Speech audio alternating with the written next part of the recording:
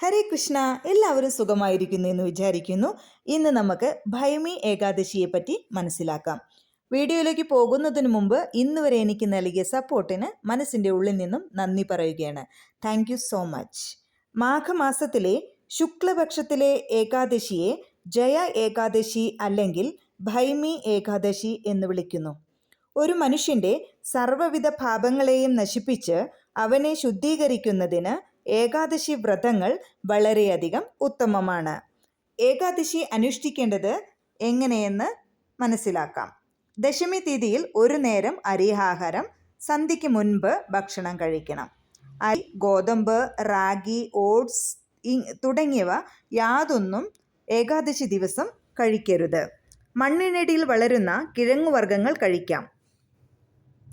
ഈ ദിവ്യ ഭൈമി ഏകാദശിയിൽ നമ്മുടെ സമയവും സേവനവും ഭഗവാന് സമർപ്പിച്ചുകൊണ്ട് നമ്മുടെ ഹൃദയങ്ങൾ ഭക്തിയിൽ വിജയിക്കട്ടെ.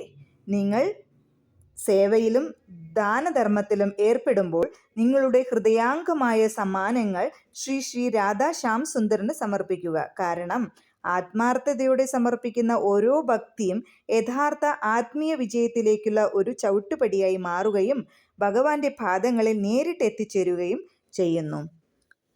ബ്രേക്കിംഗ് ടൈം നാളെ Friday 6:47 to 10:38 AM. Thank you so much.